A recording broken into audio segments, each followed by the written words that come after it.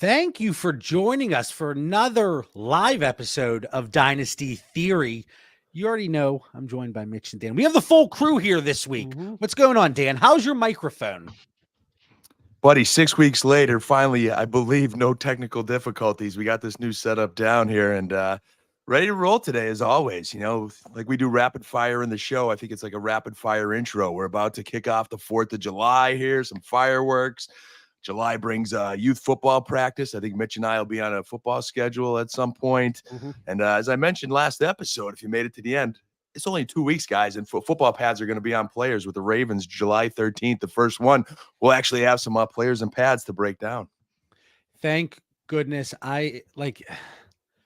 It has just been a dynasty lull. Mitch and I were just talking about that. We just recorded this week's episode of the Pivot Point early access for the patrons on Wednesday or Thursday. We'll be dropping that on the Dynasty Theory YouTube channel. But Mitch, how are you doing? We're going from one show to the other this morning. It's great. I have a very big bone to pick with you guys on last week's episode. Ooh. You kept calling Dobie. What were you saying? You're saying Dobby. You kept saying it's not Dobby, it's a Dobie. I don't know. It's Dobby. That's Dobby. Dobie. I don't know. My Harry Potter expert's upstairs. It even says its name. Dobie. No. We're not doing the. It's very important, John. Like I listened to the show and I couldn't hear what Dan was saying, but that was the only thing I could keep hearing, right? And you just said Dobby. All right, maybe I'm wrong. I don't know. I don't know, and I don't care. All right, today we have. We have running back targets we want to talk about today. The off season, we're getting a little bit closer to the NFL season, and despite everybody hating running backs, they're still being traded from time to time. People are still going out and looking to acquire. If you missed last week's episode, Dan and I broke down 9 of the most traded wide receivers within the dynasty landscape. So these are players that people are moving. They are acquiring. So there is a market. And that's similar to today. I had to pare it down. We couldn't go with 9 players because we were over an hour last week, Dan, and that was just with you and me and all of your props. It's like we're working with Carrot Top here, the prop comic. Anyway, so we got running backs we want to talk about today, guys. And this changed a little bit from when the show notes, I first put them together, but I stuck with the guys. But there has been some movement within the top 6 that have been traded, but these guys still super relevant. So, Mitch, I want to start with you. Rhamondre Stevenson, Dynasty Daddy running back 20, KTC running back 17, Fantasy Calc running back 20. I'm a little bit on the higher side with Dan. We're at 17 and 18. How do you view Rhamondre Stevenson? And then we'll get into the rapid fire, of course. Just the overarching view. He's fine. He's not someone that I'm wanting to go out and get. Like I always talk about the guys who I wake up in the morning is like, hey, I want more rostership of this player. This is who I'm trading for today. Rhamondre Stevenson isn't going to be that guy. I mean, for me, I love Drake May. Like everyone knows how much I love Drake May, but everybody kills him because of that situation. They're like, offensive line is bad. The talent around him is bad. New coaching staff, we have no idea how they're going to be, right? So we have a very good quarterback prospect coming in, and everyone's like, you know what? I'm off because of the team situation. I can't talk myself into a running back on that kind of team situation, right? And we already know that they're not going to give him a boatload of carries. They're probably going to mix it up quite a bit. So for me, he's just not a guy that I'm looking. Am I willing to get him? Yes. Am I looking to go and get him? Absolutely not. Does the contract change things for you? No, I mean, not to ruin it, but our first rapid fire question has Joe Mixon in there, right? Joe Mixon is only a year and a half older than Stevenson is right now. So in a year from now, Stevenson's Joe Mixon. And we already see how people are viewing Joe Mixon today. So no, the contract for me means absolutely nothing. Just means he's stuck in that situation for a while, really. Dan, I know you've I think always have been a little bit higher on Stevenson, even like going back to rookie draft times. I believe that was a name that you had mentioned. How are you viewing everything? Yeah, so I love Stevenson the back, and where I agree and disagree with Mitch at the same time. And I'm glad you brought up JB, his contract. The new contract doesn't move him up for me, so like I could see where Mitch is saying, hey, that doesn't move the needle or anything like that. But the reason I have him ranked 18th is because of the talent of the player, and that contract at least means he's going to be their guy. Like they're investing in him for a few years. If we didn't have that contract, Mitch, I'd be even more nervous than the situation that New England's in itself. At least they're saying he's their guy. But you got a whole new coaching staff, and whatever awards we want to say Bill Belichick has, that guy is detail oriented, and he always kept them competitive and in games with that, run first defensive mentality. Now you bring in Gerard Mayo, a new coordinator, and Alex Van Pelt, who's I think a pick guy. Your neck of the woods, JB. A new O-line coach. Their O-line is weak. We're talking about not a lot to do during this dynasty season. Well, Dynasty Theory, we're breaking everything down we can still to help our listeners out, and their O-line is weak, man. Like they got that Okafor at left tackle, who your Steelers didn't want, trying to protect the blind side. They just got a very average pedestrian question marks all over O-line. So I think it could be a long year for New England. I feel a little bit bad for Drake May and Rhamondre Stevenson because there is talent there. But in the fantasy world, I'm worried, JB. I think he's RB 18th based on talent and stability, but I don't think there's a lot of room to move up. Something I have seen, and this is within my tiers, I have him running back 17. He's tiered together with so many different running backs. Like that 16 to 24 is all clumped together. So if you want to have him running back 16, fine. If you want to have him running back 24, fine. I think he is a little bit undervalued within the position, but when you look cross-positionally, I think that's where the pivot opportunities really lie. I think if you're looking to go either quarterback, wide receiver, tight end, Stevenson is a nice guy to be able to look at. If you have him on your roster and you've been looking to move him, cross-positionally is the move, or I think for a future pick might be the move. But Dan, rapid fire, let's start with you. Let's go Mitch, Dan, all the way through Rhamondre Stevenson. You just said you're starting with Dan, and then you're like, hey, Mitch is first. So I'm not entirely sure which Yes, I did. Yes, I did. After I said it, yes, I did. Dan, Mitch, all the way through. Got you. Thank you. See something, say something. Keep me in check over there. All right, Dan, Kendre Miller and Joe Mixon for Rhamondre Stevenson. And unless stated otherwise, these are 12-team super flex, start 10. And if I mention a tight end premium, but most of these tight end premium isn't going to be too relevant. Pains me to say this, man, against my boy, but I'll go with the great situation in Mixon and hope for a miracle that Kendre Miller, you might catch lightning in a bottle. Yeah, for me, it's definitely Joe Mixon. Even if you added a late 25 second to the Stevenson side, I'm probably still on Joe Mixon. Oh, man, you had me until that 25 seconds. Okay, dude, like Kamara isn't going to be a thing. I'm sorry. Kendre Miller might not be either, but we'll see. Okay. Again, you had me at the start, and then, whew. All right, Dan, TJ Hawkinson for Rhamondre Stevenson, Mike Williams in a 25-second additional half point for tight ends. Here's a situation where I will go with my boy and the package. It's only half point premium there. Hawk coming off the injury, so give me Stevenson and company. Agreed with Dan. I mean, getting that 25-second on top of the little bit of veteran pieces, that's what I'm all about. We are just not aligned today, boys. This was Hawkinson for me, even with it only being 0.5 tight end premium. But this is rapid fire. Dan, Stevenson for Carr. This one completely depends on the team need, but I'll always go on Superflex with the quarterback. I think as much as, Carr may not be pretty, but I'll still take him. Agree with Dan again. And I'm not just saying this to say this. Like, this is 3 in a row, guys. Well, the first one we aligned until you threw the second in. Oh, my bad. If I have an opportunity to cash out on Derek Carr, I'm taking it for Stevenson, who I think, yes, the situation might not be ideal, but give me Stevenson there. Dan, Stevenson and Antonio Gibson for 225 seconds, start 8, half PPR, and then with the picks being included, you get the half point tight end premium. I'll go back to going with my boy again here with Stevenson. You know, I'm impatient with those draft picks, so give me Stevenson and Gibson on the bench.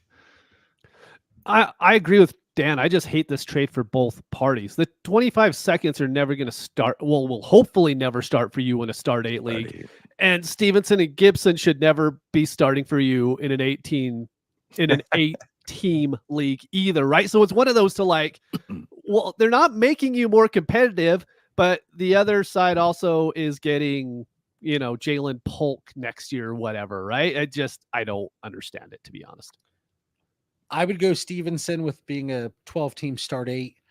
You know, I think it makes sense with the picks. Like, yes, you can get the picks. You could package those up. There might be more of a market for the picks to be able to get a bigger deal done. But in a bubble, I'll take Stevenson with the start 8. Stevenson for a 26 first and a 26 third, extra half point for tight ends. JB, are we rebuilding or competing?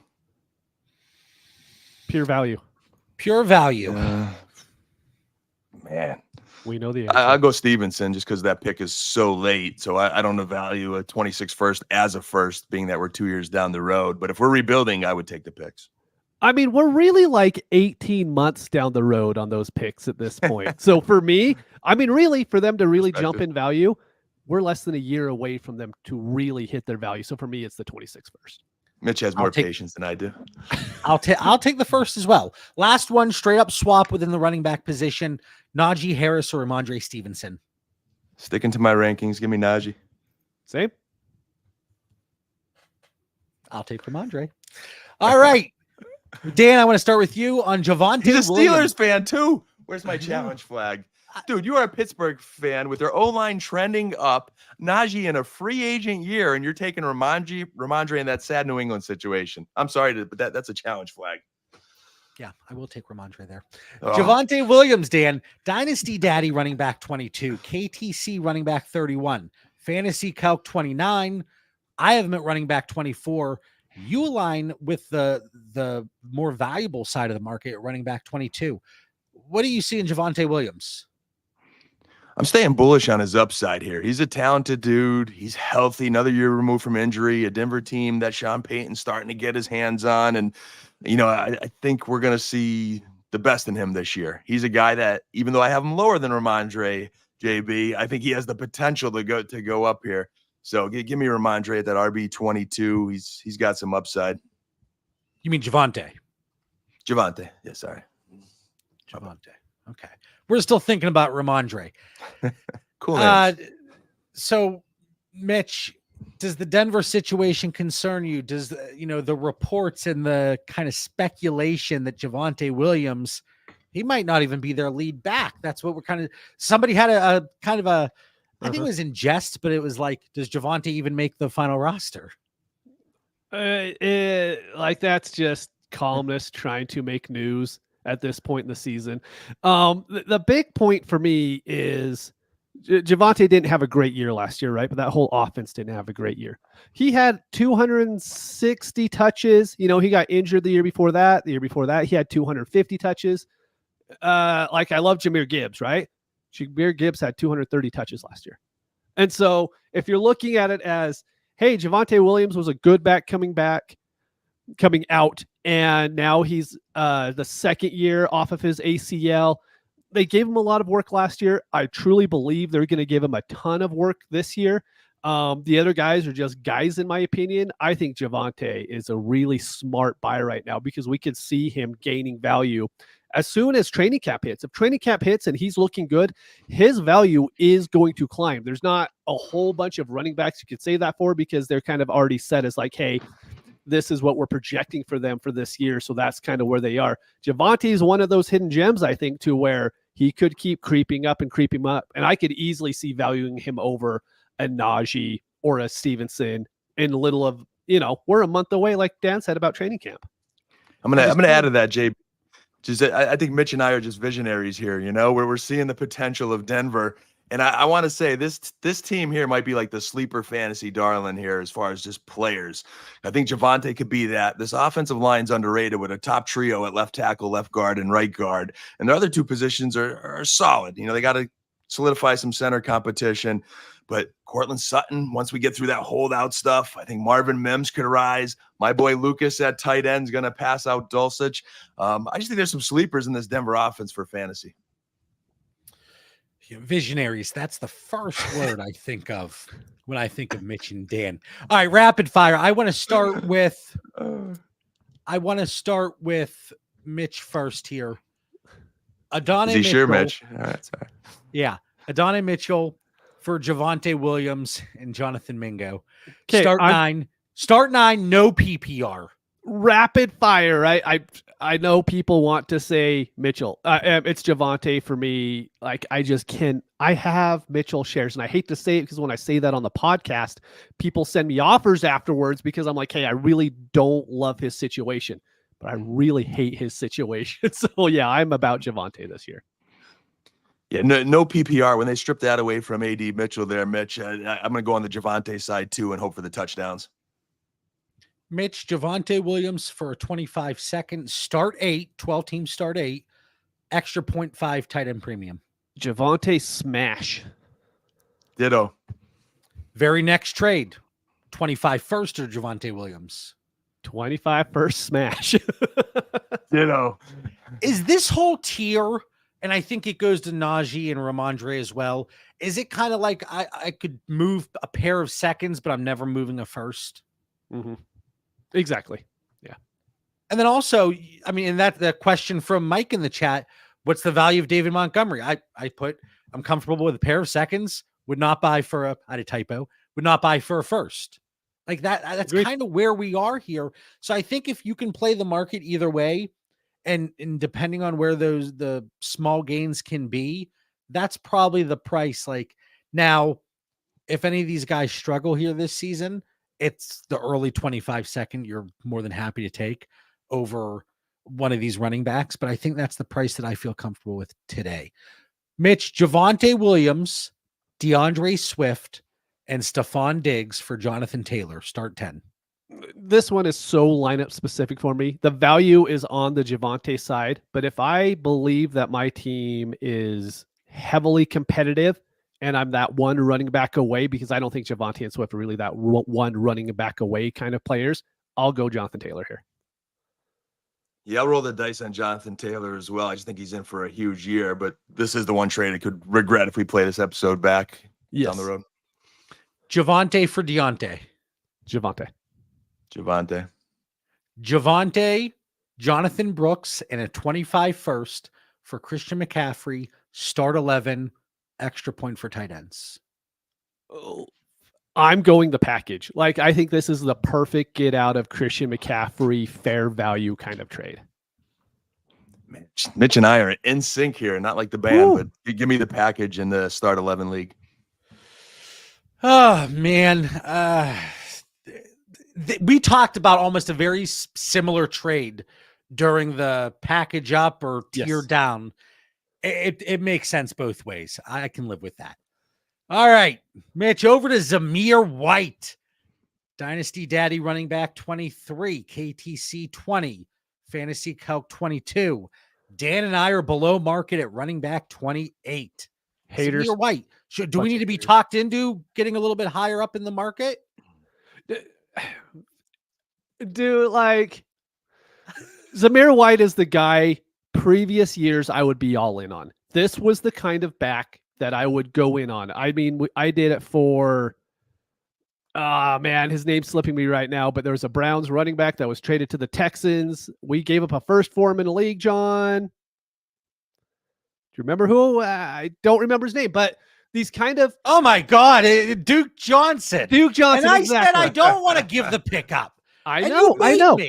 But there was him. There's been Kenyon Drake. There's been Damian Williams. There's been these kind of backs.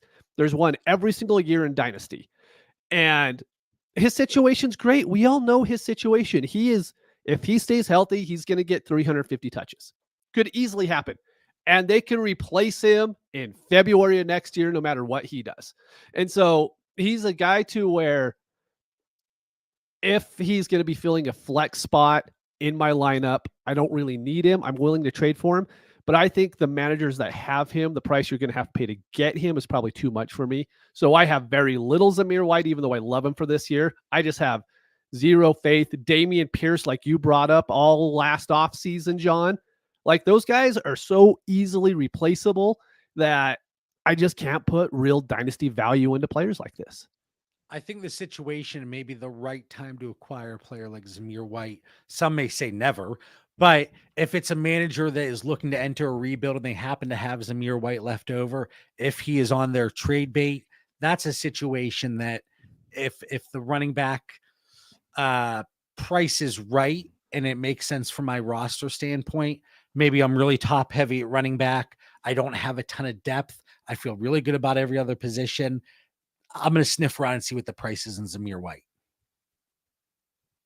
It's a tough one, man. He's a Georgia Bulldog. I'm always rooting for my dogs, but I'm leaning Mitch's way as far as him being a guy that I didn't see him as a feature back in the National Football League, and he landed himself into good opportunity. So he's a guy that, if the price is right and he can help me this year, great. They got a pretty good run blocking O-line. There's still some questions with the quarterback play and pass protection. But long term, hey, I'm looking for more upside than having Zamir on my roster. All right, Dan, let's start with you. Derek Carr and Zamir White for James Cook. Throwing a quarterback, that's a pretty hefty package. Give me Carr and White. Agreed. I'll take James Cook. I'm shocked. Wow. And I listen, Mitch, you were teasing me the other day. You guys know my love of low end scrub, absolute scrub white quarterbacks. Like I still have Ryan Tannehill on rosters. If I can dump Derek Carr, if I can drop him like third period French, I'm going to do it. I understand your take of the talent, but I got to challenge pulling the trade because of the disdain of the back, because I think you could get Zamir and Carr and package them in some way to get yourself something better than James Cook. I genuinely don't. I don't think you can. It's not easy, but that's free quarterback central. I think Zamir is not going to be that far off of scoring of James Cook this season. Exactly, John. Like if we were doing projections right now, I bet we'd have Zamir White ahead of James Cook. And then you're getting Derek Carr on top of it. I mean, you guys know I have never been a Derek Carr guy. Like even going back to the Raiders when you guys loved him, just putting him out there. It's all about the quarterback in this scenario. All right. Dan, Zamir White for Marvin Mims and Romeo Doubs. Give me those talented receivers with a lot of upside this year, Mims and Doubs. I'm sorry that there's a comment in the chat that is extremely funny right now. I have a hard time paying attention. Dan, the Ozempic John Cena. I had to look that up, man. I was like, what's Ozempic? But now I got it. I'm laughing after I looked it up. Okay. Zamir White. You lost your train of thought. I know. I really did. Thrown us for a loop here because it's so funny. But yeah, Zamir White for me. I'm just not high on Dobbs, and Marvin Mims we'll see. I don't know, John Cena. If he's getting older, he's looking smaller. Dan, you might be getting bigger than John Cena soon. I know he's followed you guys forever on Twitter, but I finally got that follow this week. So that's not me.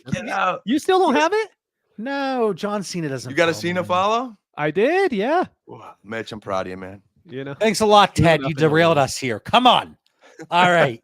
So wait, Mitch, what side did you take? I don't even know. Zamir White. Okay. And then Dan, what side? First time we disagree in a while. Okay. I'm Mims and Dobbs. All right. Dan, John Cena, Zamir White and Zay Flowers for Devon A. Chan. Start 9. Probably not as high as Achan as most, although he has been. I'm listening and I'm moving him up my ranks, but I'm still going Zamir and Zay here. Agree with Dan. Zamir White and Jerome Ford for a 25 first and 25 third. Dan, you're first. That's your first, isn't it? Oh, I'm first. Oh, my bad. Nobody wants to say it first here. 25 first and the third there. It's a fair package. Yep. No, I'm going with upside the of that first, right, Mitch? Yeah. When you can move off these kind of running backs and get a first value, you just do it every single time. And then Zamir White for a 25 second and a 26 third. Here I go with Zamir. Yeah, same. Unless I could somehow figure out that's an early 25 second, but mid to late, I'm going to go Zamir. That price tag is fair. I think it's fair. And again, it really ties into the theme of these first couple backs. Zamir White, Javonte Williams, Rhamondre Stevenson. In passing, we talked about Najee Harris. It's like the second and third, or just the second. These comments, man. Anyway, let's see. Up next, Isiah Pacheco. All right. Dynasty Daddy running back 13. And then KTC, Fantasy Calc, mine and Dan's ranking running back 12 across the board. Mitch, too high? I'm staying with my previous take on Isiah Pacheco. He runs stupid, and I don't like him on my teams. There is a fair amount with Dynasty with me, is I want to like the players that I have on my roster. I love the Lions because of Barry Sanders. I love Derrick Henry. Like my favorite players in the NFL are running backs. They always have been. They always will be. I hate watching Isiah Pacheco run. So for me, I don't want him on my teams. It's that easy. JB, I know you partner with Mitch in a lot of leagues. I think you got to that's rein clown that in behavior a little bit. right there. I can't. I cannot stand behind a comment like that. I'm sorry. Look, the facts are there. Now Mitch, run. It's weird. Although that running style gets me nervous, that's why you go and handcuff. I can't believe I'm saying it, but CEH based on their current situation in Kansas City. But they got a star-studded O-line there. I mean, they got some beef in the interior, man. There's running lanes for them. Andy Reid has, to help that offense, has leaned on the running game more than we anticipated. There's just too much value to let that running style scare you away. You just got to handcuff. When you have like the 12th ranked running back in Dynasty and you're like, the best thing you could do is handcuff him with CEH. I think that's a perfect point to make there. I think we're good. Here, Dan, here's a comment for you. And we've talked about this on previous episodes, but Rico Dowdle is super sneaky this year. I mean, I think he could, like we talked about, maybe having some flex appeal. That could be there. Who knows how things are going to play out in that backfield? But Dan, the resident Cowboys fan, based on their current roster, if they don't make any moves, I mean, it's always been 1-2 in McCarthy's offense there. The O-line, I think, is definitely improved in the run game. I know we're leaning on rookies a lot, but there should be an upgrade. And that O-line was, again, they just struggled in the run game last year. But it's Zeke and Rico. I don't see Royce Freeman being anything more than Ronald Jones riding the bench, maybe getting cut. A depth piece. Deuce Vaughn's not going to cut into anything. It's going to be a pass-heavy offense, but you could definitely get some sneaky production. Oh, man, I see Big Diaz's comment here. This is a name I have not thought about since I think fifth round of rookie draft. Snoop Connor will be getting spot starts for Big D this season. Snoop-a-loop. Snoop. All right, so Isiah Pacheco rapid fire. Let's get back to Did you notice I fixed your sheet? You had like half of Pacheco rapid fire on top. Just saying. I'm helping you out. Because when I was going through Dynasty Daddy and you can see the trade bubbles and you see how often they're traded and the ranking within a position, Pacheco had moved down, so I moved part of him down. I do appreciate you, Mitch, as always. That's what happened. I'm probably missing trades now, but I'll wing it. I'll be good. All right, Dan. Isiah Pacheco for 25 first. 0.5 PPR, extra half point for tight ends. Start 12. A little harder than the Zamir on Mitch's philosophy, but I will still take the 25 first. Bigger upside. First. Pacheco for the Tennessee Titans backfield, Spears and Pollard. Pacheco. Package. Mm-hmm. Okay. It's close. Pacheco and Jackson Smith and Jigba for Drake May, start 9. Pacheco and JSN. Drake May. Yeah. Really happy about that. Yeah, especially in a start 9. Does that shift for you, Mitch, if it's start 11? Yes. Start 11. Those are probably going to be 2 starting pieces for me. But yeah, Drake May in a Superflex league. I'm still about that. Better be very patient, Mitchell. And then Pacheco for Jalen Warren and Xavier Legette. I'm Pacheco. Same. I'll be Pacheco on that one. Yeah. For reference, I would go. I think the Pacheco for 25 first is fair. I would take the pick with the thought that it could creep up to a mid, and just knowing that we can get some other production a little bit cheaper. What's going on in the chat? We're gonna have fisticuffs thrown here soon. Jesus. Anyway, Pacheco for the running backs in Tennessee. I would go Pacheco. I also would go Drake May in the start 9, and then I would go Pacheco over Warren and Xavier Legette. All right, Zack Moss, guys, an exciting one. Running back 32 on Dynasty Daddy, KTC running back 33, 34 on Fantasy Calc, 37 for me. We're getting lower and lower as this goes on. Dan, you have him running back 38. Dan, I want to start with you. Zack Moss, Chase Brown, this running game, do we view him as viable running back 2s, flex options, or is it going to be a case of where we just talked about with Dallas? Maybe it is a, situation where we're seeing a very pass-heavy offense. It's definitely going to be a pass-heavy offense when you got Joe Burrow and those wide receivers. They're still going to keep the running game involved. There's still fantasy production to be had there. But this is, to me, the prime example of a team that's just at this current time not investing in running backs. They know they need to save their dollars elsewhere on their marquee guys. Moss is that kind of journeyman average back that will get you some decent production. But in the Dynasty world, I'm not investing in that. I know Chase Brown is still there. I think they're just a draft pick away a following year from replacing him. Dallas was interested in him. I think he's just that serviceable back that'll get you production at a low cost, but I'm not buying. Mitch? So he went to Utah, right? So I've watched him for a long time now. He wasn't the healthiest back in college. He hasn't been the healthiest back in the NFL.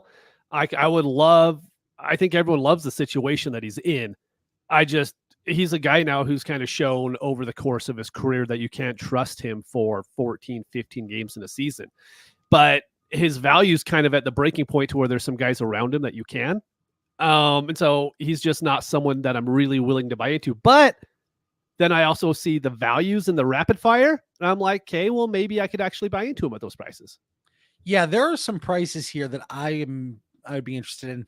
And you can see based on the number of trades now, because of the time of year, there aren't that many trades to analyze across the Dynasty community involving players that they are one of the centerpieces. Like there are a ton of trades involving Zack Moss where maybe it's a 3-for-3 or a larger package deal. But I wanted to boil it down to trades that these guys are kind of viewed as one of the centerpieces. So Mitch, Zack Moss for 25 second. 25 second.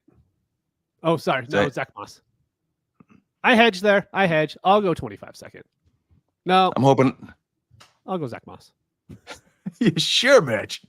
I'm hoping I have enough depth to say goodbye, Moss, and take the second. That is the price point that I think is extremely fair. See, that's why I could go. No. Yeah. It's extremely fair there. Zack Moss and Jake Browning for Pat Freiermuth. This is a start 8 half-point tight end premium. Pat Freiermuth.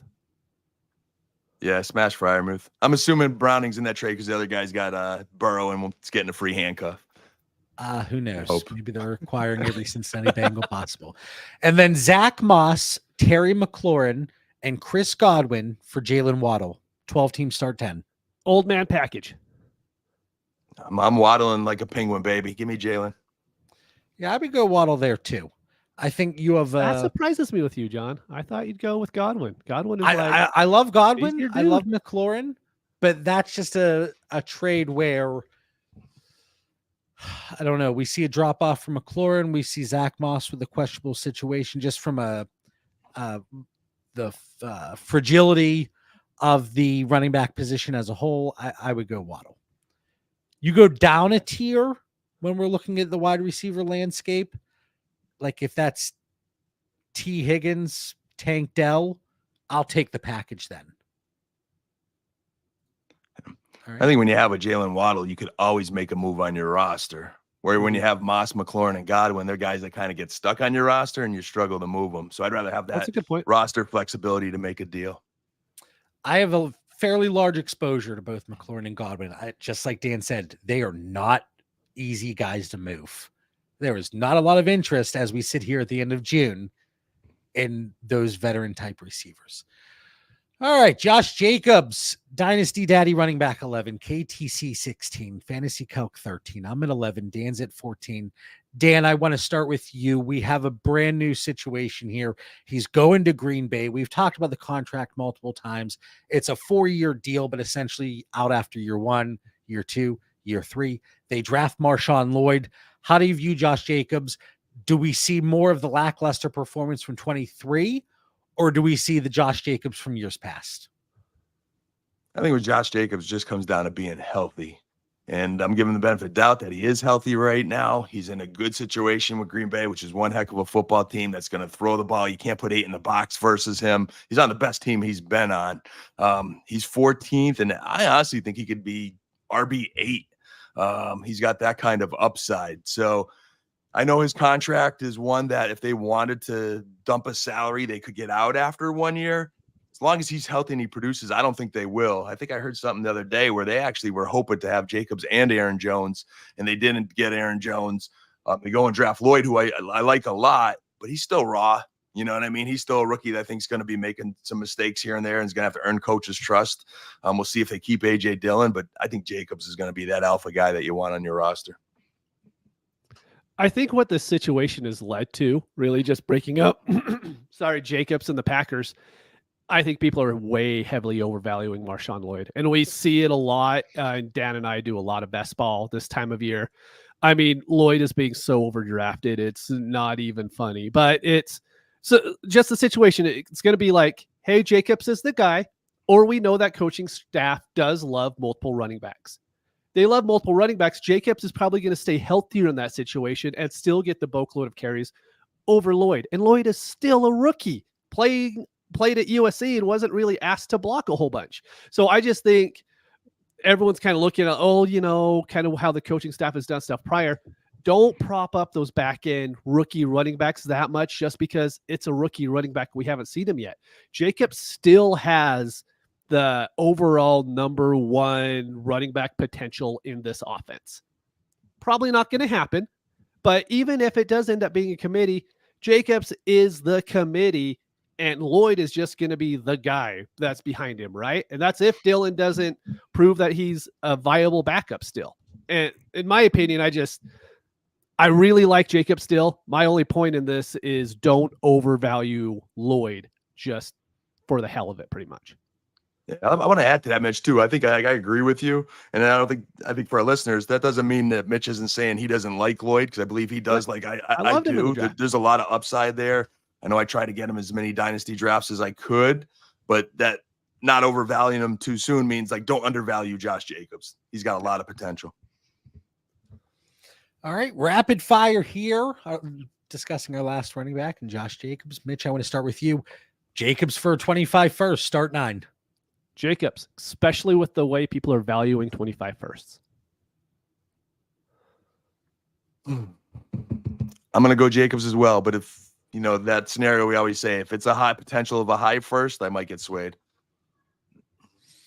And in that situation, it would most likely be from somebody else's team because I can't see somebody moving an potentially early first for Josh Jacobs, if that in fact is their own first, unless they went on a shopping spree this offseason and they're kind of closing out the end of their rebuild and really getting into contender status.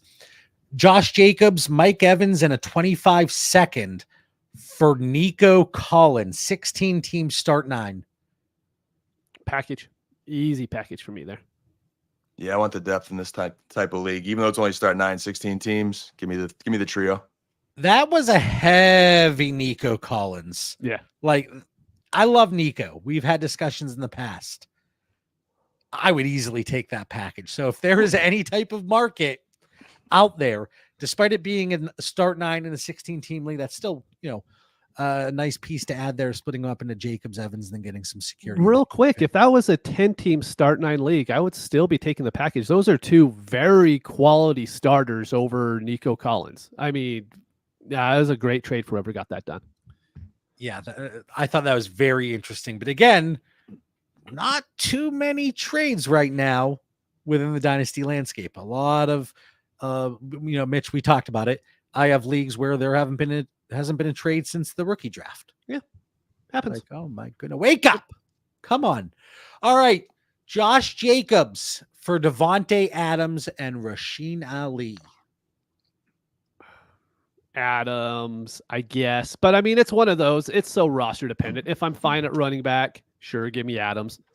If I find at wide receiver, sure, give me Jacobs. I think that's a really even trade. I mean, I agree. It depends. There's scenarios where it depends on team need and roster construction, how many receivers you start, but I'll go Jacobs here, 1 for 1. I do love Ali, though. I love him. He's a guy I have on a lot of teams right now. In a bubble, I also will take Josh Jacobs. 2 questions popped up here, Mitch. Who would you rather have, Keon Coleman or Adonai Mitchell? Mitchell, because I could trade him for more than Coleman, but if I can't move either of them, I'm taking Coleman. I disagree with the second part of your comment. Uh-oh. I think there is a much higher market right now for Keon Coleman than Adonai maybe Mitchell. there is. Like I said, I don't have a lot of Mitchell to begin with, so I was just kind of going off how I felt in the rookie drafts. But I mean, in a nutshell, if I'm not trading either one of them, I want Keon Coleman. Yeah, I like AD Mitchell. I go with my rankings there and a bet on overall talent. I don't know if there's something in the coffee here in Pittsburgh today, or maybe it's the lack of sleep with the third baby here, but just there's a lot of dissension here among the Dynasty Theory team. Usually I feel like we kind of align a little bit better here. We need to get our story straight, guys. But for me, it's Keon Coleman. I actually have them back to back, so it's a very fair question, but I'm fairly low on Keon Coleman compared to market. Oh, I know. And I'm still taking Keon Coleman. You're liking that situation, in other words. I think it's hard not to love that situation. It really is. So for me, it's Keon Coleman. And then let's see here from Big Diaz. Dan, would you take Michael Penix and a 25 first, let's assume mid, for your Nico Collins?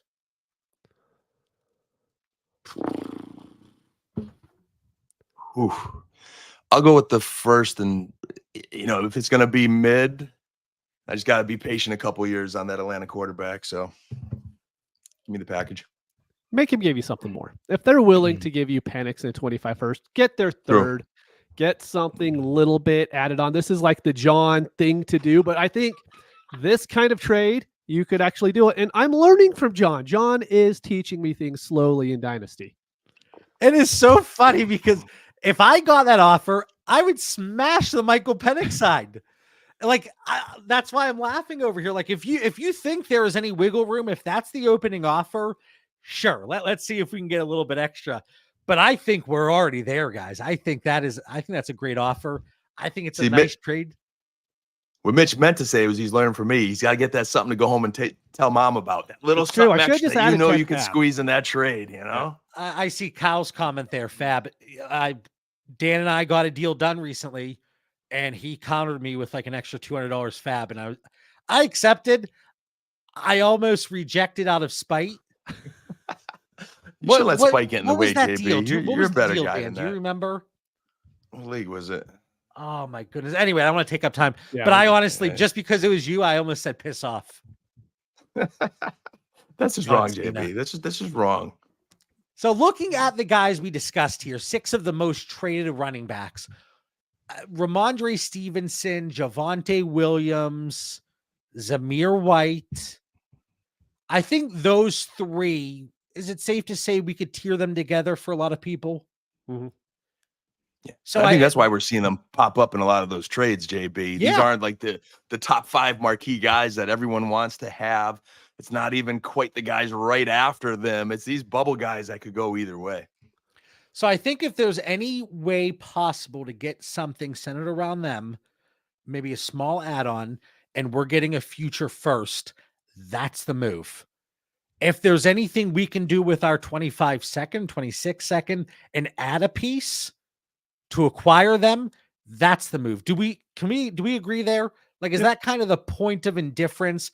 That's the threshold. Once we cross that line, either way, that's the move we're looking to make. Mm-hmm. I'm looking to give it kind of an overarching view on these middle tier running backs. But Dan, you made a great point. I don't really think it needs to be said, but I'll say it anyways. It's so roster dependent when you're picking up these backs. Don't pick up these backs if you're a middling team, right? Pick up these backs if they fill in your flex spots, not if they fill in your starting running back spots. Like, these are guys who you could give up future capital for it, and the value is fine. But in a year, if you don't end up getting money by finishing in the top third of the league, then it was a bad trade in that case, right? So just really look at your league and make sure those are the kind of backs you want to buy. And speaking trading of backs, I think I found our trade, JB. I think I found our trade. Correct me if I'm wrong, but I think this was the 128 league there. I traded you 2 rookie tight ends and Eric All and Theo Johnson and a 2nd-round draft pick. I chucked in Fournette, who you cut, but that was just to make the trade even. And I got off you Tyler Conklin, Tyron Tracy, J.K. Dobbins, who's rising for me. There's a back. There's your sleeper back for our listeners. And then the $121 fab to boot. Was that the one? Unless we made 2 trades recently. But no, that was it. Good for like 1 per 3-4 months, you know? No, I was thrilled to get that 25 second with that roster and then 2 dart throw tight ends and 2 PPR. But again, I saw you had the fab, and I was ready to say, I'm walking away from this negotiation. But I didn't. I didn't. We stuck with it. And I see Kyle's comment, and this is always what we're trying to do and what I'm trying to do, if at all possible, especially when we have so many running backs clumped together. If you can maneuver within a tier and get a plus. I mean, even if it's a third, obviously, though, the thing here is looking at the market as well. If I have 2 guys tiered together, but there is a decent break from when you look at the market, you need to take that into account because you are leaving value on the table. So I do think that's a critical piece as well. So that was Rhamondre Stevenson, Javonte Williams, Zamir White, any of those mid-tier running backs. And then is it safe to say Jacobs and Pacheco similarly viewed? Yeah. So that's where then maybe the later 25 first, again, we're projecting later, we would see that as more willing to do than that Stevenson tier. Agreed. These tiers, this is where situations really come into play for me. Like, again, Pacheco, Stevenson. I mean, hey, if we're talking talent, I'll go with Mitch there and say, hey, I love Stevenson. I get worried about Pacheco's style, but I need points this year on my rosters. And I think Stevenson will get volume, but he might get so much volume, injury might become a concern for him because I think they have to ride him to have a chance to be competitive. I would just much rather that Kansas City situation. And I think both backs are safe for next year. And then we get down to a player like Zack Moss, where the situation's interesting. I think a cross-positional move makes sense. I think he's fairly valued actually overall when looking at the running back landscape. Like he's right around like that Kendre Miller, Marshawn Lloyd, Austin Eckler. Like you can see there's hope and promise and upside and youth with some of those.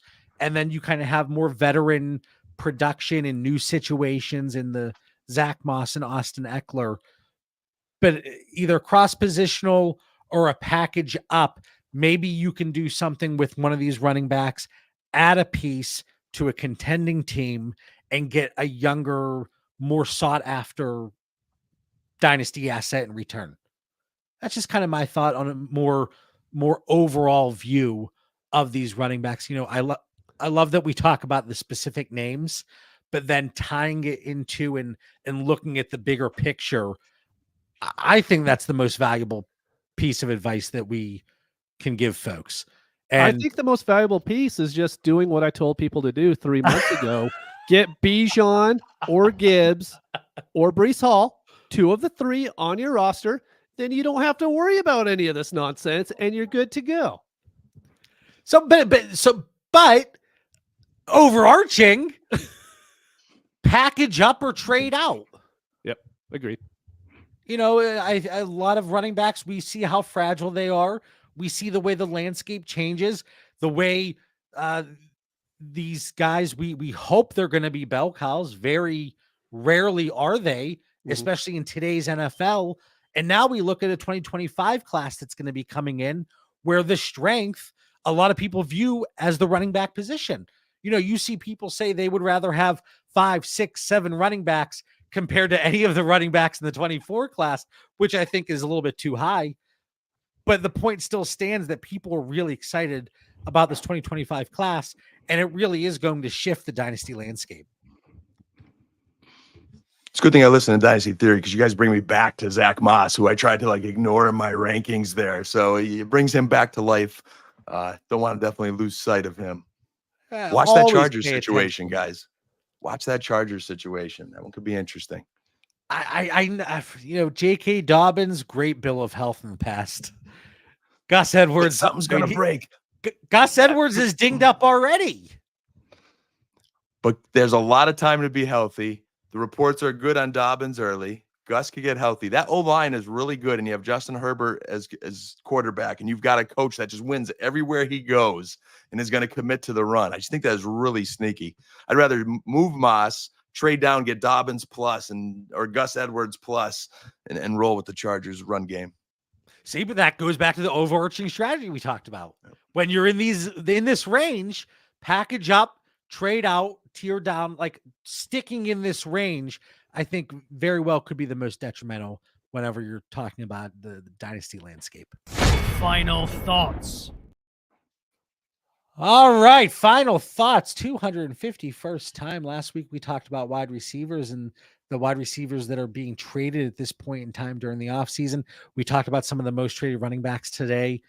Mitch, for the 251st time, what do you got?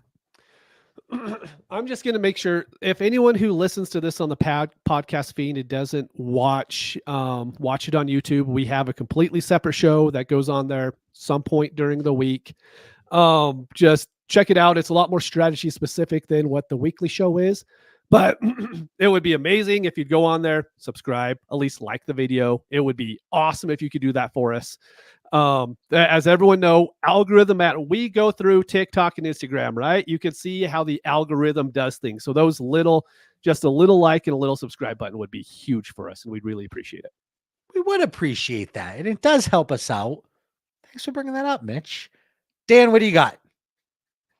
Man, fun show, boys. I'll close with first Eric. You know, it's going to take a little more than CAH and even my beloved Fab to get Zack Moss. I'm not that low on him, but it's a starting point for conversation. But hey, 2 weeks left to the pads start going on players. I'm excited to ramp things up. Scott Fishbowl draft coming up. Going to have some fun with that. But if you're not active in your dynasty leagues, wake up, guys. Oop, I'm hitting buttons here. Wake up. It is time, man. There's a lot of leagues where I'm putting trades out there and the owners are just not even existent anywhere. They're not responding to anybody. Now is the time with 2 weeks. That's the reason we play Dynasty. So just encouraging all owners to be active out there. Like Mitch said, if you enjoy the show, like the video, hit subscribe, leave a comment. What do you like? What you don't like? Let us know what you want to see more of, less of, whatever the case may be. For Mitch Sorensen, Dan Lamagna, I'm John Bauer. Hopefully everybody enjoyed the show. We'll catch you guys later. Peace.